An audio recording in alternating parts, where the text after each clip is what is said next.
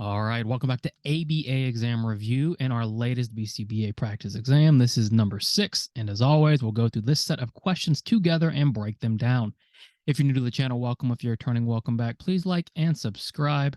Check out behavioranalyststudy.com for all of our study materials, including all of our other practice exams and our combo pack, plus our study guide. As always, when you pass, let us know so we can include you in the Sunday shout-out. Work hard, study hard. Let's go. 31. You, a behavior analyst, are the clinical director in charge of 15 behavior technicians. You want to do something nice for your techs while, at the same time, increasing their performance. You implement an interdependent reinforcement system that involves different tasks that can be completed for points. If enough points are earned, the whole staff gets an extra day off for Labor Day. Does this reinforcer match the requirements? So where you always want to start on your questions is understanding what is the question asking you, because they're going to throw a lot of information at you, and some of it might be distracting, some of it might be overwhelming, especially on longer questions like this. So let's always start, what is the question asking about? Well, the question is asking about the reinforcer.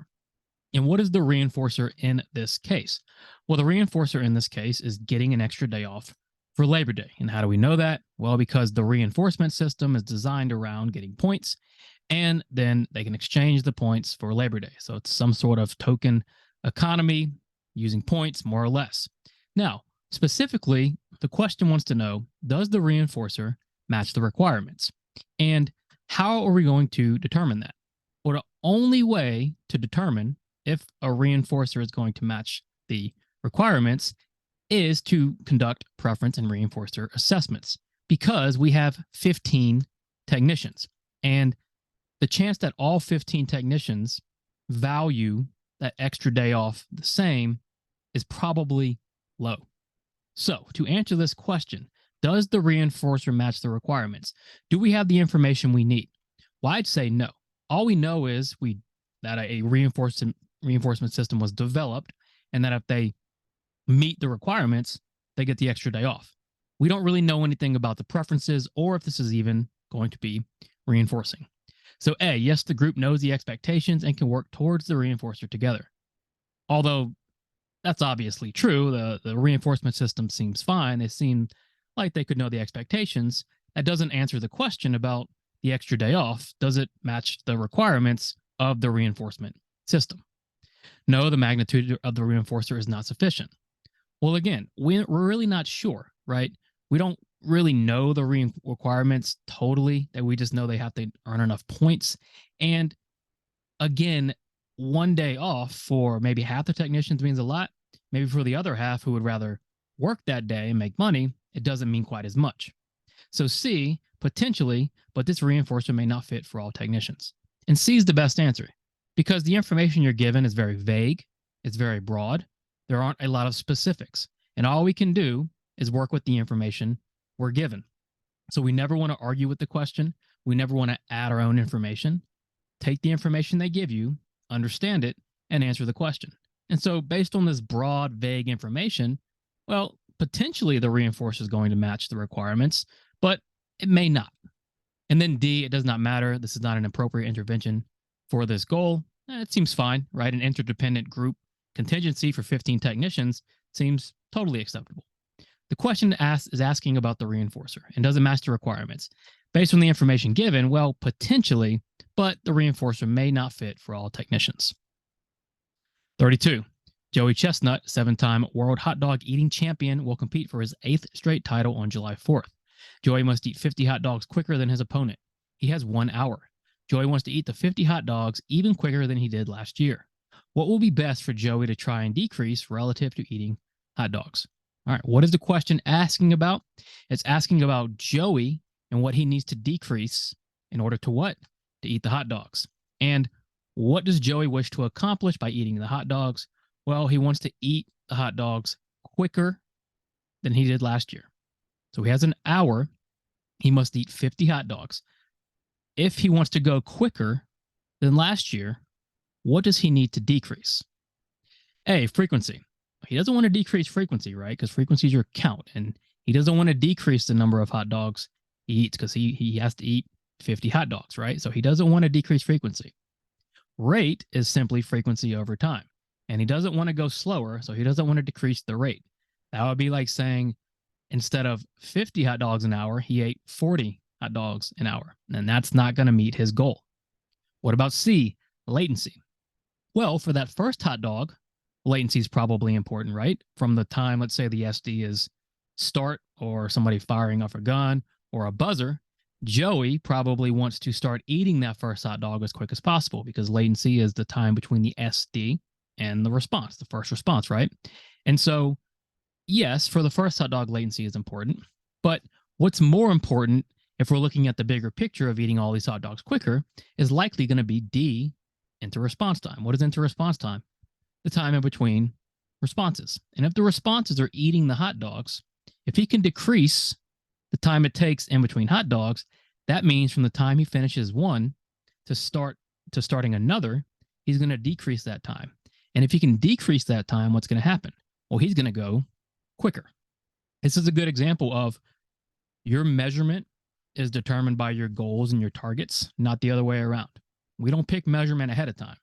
We look at our goals, we look at our targets, and then we ask ourselves, well, what measurement is going to help me achieve those goals? What's going to give me the data I need to achieve those goals? In Joey's case, decreasing inter-response time is going to be his best bet because that's going to speed him up. 33. First time Landon said a bad word, his parents could not help but laugh. Unfortunately, Landon is now saying bad words all the time. The parents stopped giving the behavior attention, which seems effective, but Landon is still occasionally saying a bad word. What describes this scenario? Question is asking about the scenario. Notice we never jump right to our answer choices because we're always doing our work up front. Spend all your time on the question until you really understand it, and then we get to the answer choices. So, what is happening? Well, Landon said a bad word. His parents laughed. So, clearly, right, it's attention-based, and now he's saying bad words because his parents laughed. They thought it was funny. Obviously not okay, so what do the parents do? Well, they stop giving the behavior attention. Previously gave it attention. Now withholding its attention, what are they implementing? Extinction. And you're going to have to go through that, right? It's not going to be explicit. They were implementing extinction. They were implementing this. You're going to have to understand how to get there.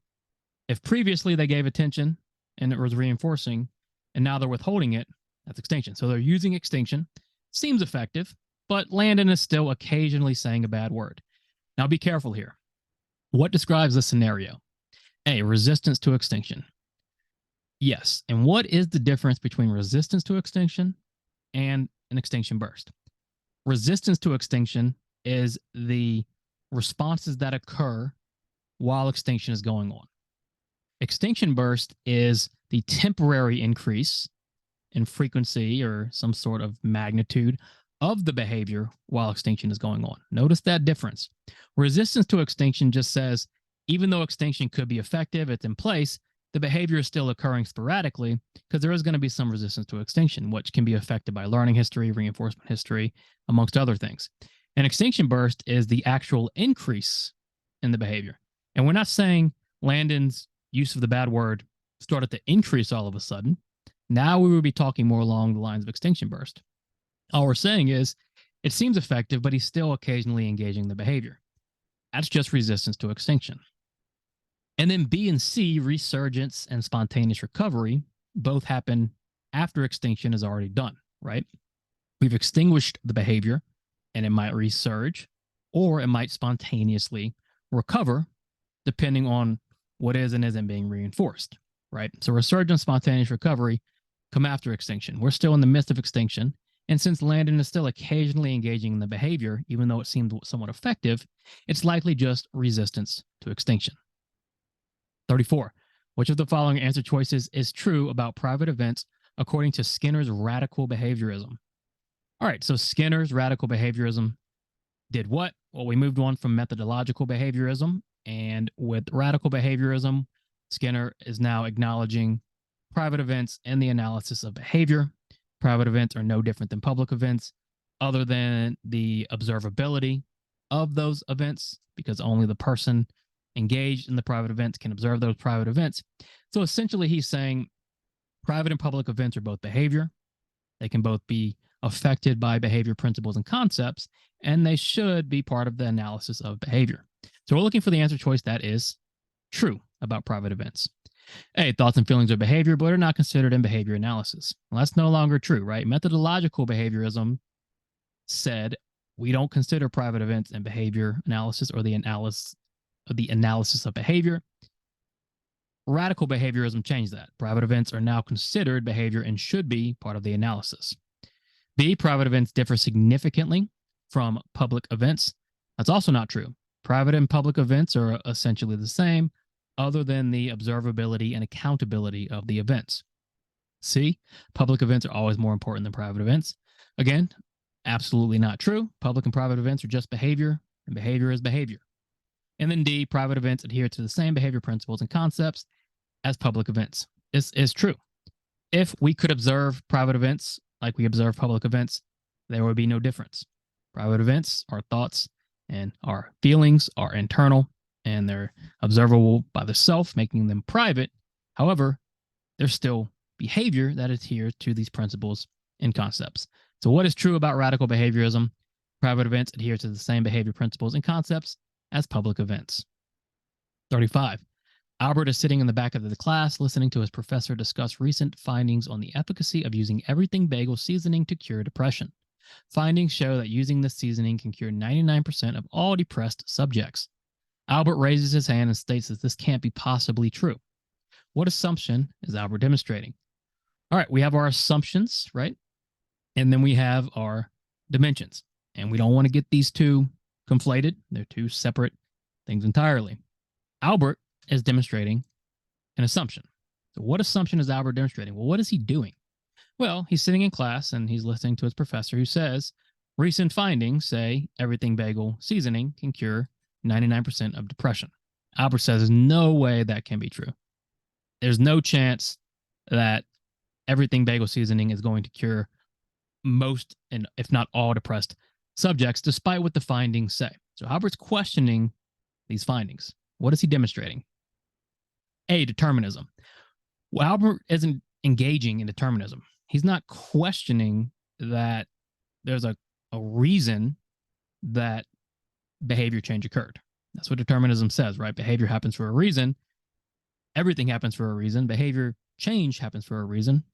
He's not questioning the fact that there was some sort of intervention and there was some sort of change and there was a reason for that change and there was a reason for the behavior. What he's saying is it can't be true. B, conceptually systematic. Well, conceptually systematic is one of our dimensions. It was not an assumption, so don't pick conceptually systematic. C, philosophic doubt. Yes, Albert is taking these findings and he's questioning them. And we should always engage in philosophic doubt, even about things that are assumed to be universally true. Always be doubting your findings, the findings of others, until we start to see replication after replication after replication. Albert is essentially saying, okay, we have this one or these findings about these depressed subjects. I don't buy it. I need to see more. That's philosophic doubt. And then empiricism. Well, he's not being overly empirical about this because it's not his study. He didn't observe any of it occurring. So it's not like Albert is saying, I'm being empirical about this. I observed the effect not happening, right? He's just saying, I don't think it's true. You have these findings. I'm questioning your findings. I'm engaging in philosophic doubt. 36, Alexander just finished up a massive research project during which he examined the impact of differential reinforcement without the use of extinction on the behavior of snakes. If Alexander takes this research and starts to study humans, he will be engaged in what? So we have Alexander, and what is Alexander going to do? He's going to take his research and study humans. What was Alexander doing before? Well, he was studying snakes. He was looking at behavior concepts on snakes. And in our different branches of behaviorism, and we have behaviorism here, which is the overall philosophy of behaviorism, what two branches are our research-based branches? And applied is misspelled there, but that'll be corrected. So what two branches are our research-based? Well, experimental analysis and applied behavior analysis. And what's the key difference there?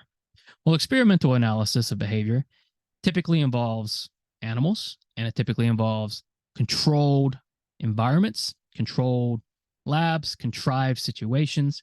And experimental analysis of behavior is, think about what Skinner did with his pigeons. That was experimental analysis of behavior. And what Alexander is doing with his snakes is the same thing. If Alexander takes the research from the animals and starts to apply it to humans, well, now we're engaged in applied behavior analysis. Think about those three words, right? Those three dimensions. Applied, we're looking for something socially valid and meaningful. Behavior, we're looking at these observable and measurable behaviors. And then analysis, we're looking for some sort of functional relation. So Alexander's taking his snake research and looking to apply it to humans. Practice guided by behavior analysis takes all this research from EAB and ABA and then actually puts it into practice. So if Alexander takes his research and starts to study humans, he will be engaged in applied behavior analysis. 37. Dr. Cox is attracted to the new medical intern who works for Dr. Turk. Dr. Cox asks Dr. Turk to introduce them so that Dr. Cox can ask her out. Instead, Dr. Turk tells the intern she can never date Dr. Cox. Now, the intern can't wait to meet Dr. Cox. Dr. Turk telling the intern she can't date Dr. Cox functioned as blank relative to meeting Dr. Cox. All right, a lot going on here. Let's think about this. First, what is the question talking about or asking about? They're asking about Turk telling the intern she can't date Dr. Cox. So Turk said, you cannot date Dr. Cox, right? So what happened then was, well, the intern was like, well, awesome. Now I want to meet him. Now all I want to do is meet him. So what happened? Well, the value of meeting Dr. Cox went way up. The opportunity was always there, right? It was always available, okay? She works in the same hospital. Dr. Cox already wants to meet her. So it's not like it now opened the possibility of meeting Dr. Cox. But what it did was increased the value of meeting Dr. Cox substantially. So what happened there? A, an establishing operation. Sure, the consequence of meeting Dr. Cox has now skyrocketed in value because Dr. Turk said you shouldn't do this or you can't do this. And when Dr. Turk forbid her, what happened? Well, the value skyrocketed. B, an abolishing operation. It didn't abolish it. An abolishing operation would have been Dr. Turk tells the intern you can't meet him. And now the intern says, well, now I have no desire to meet him. That would have been an abolishing operation. C, discriminative stimulus. Did Dr. Turk telling the intern she can never date Dr. Cox function as a signal that it was now available to date Dr. Cox? Well, no, right? Quite the opposite, okay? If anything, Dr. Turk is signaling that it's unavailable, right? You can't date Dr. Cox. That is not available. But it backfired because when he said you can't date him, he just increased the value of meeting Dr. Cox substantially. It was just an establishing operation. So was it a prompt? Of course, it wasn't a prompt, right? Because the prompt would follow the SD. This is an MO. Why is it an MO? Because, again, Dr. Turk tells the intern you can never date Dr. Cox. All of a sudden, the intern can't wait to meet Dr. Cox. Before it was, okay, we'll meet. We might not meet, whatever. But now you told me I can't date him. Now the value of meeting him, I have to find out why don't you want me to date him? The value has skyrocketed. Dr. Turk tells the intern she can never date Dr. Cox. That is an establishing operation relative to meeting Dr. Cox. And then 38, a behavior analyst working as a consultant for a large national bank wants to measure the temporal extent of bank transactions between customers and bank representatives. Lately, customers have been filing complaints at a very high rate, and the analyst wants to find out why. What type of measurement should the behavior analyst use? So what type of measurement is the behavior analyst going to use if the analyst wants to find out why complaints have been filed at a very high rate? And if you just read that and jump into the answer choices, it's going to be a little difficult to determine, right? Again, not a lot of information. This is a great example of why we need to do all our work up front and understand what the question is giving us.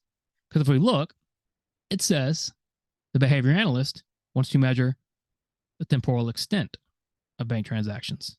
And so this phrase, temporal extent, gives it away. What measurement is derived from temporal extent? Well, the only one is duration. So if we just read this and understand the question and we're not rushing through, this becomes very straightforward. Oh, they want to measure temporal extent. All right, well, duration.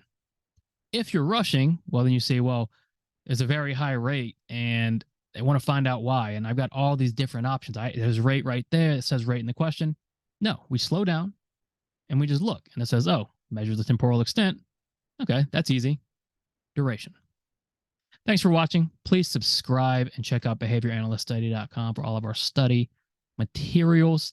As always, when you pass, let us know so we can include you in the Sunday shout out. Work hard, study hard. See you soon.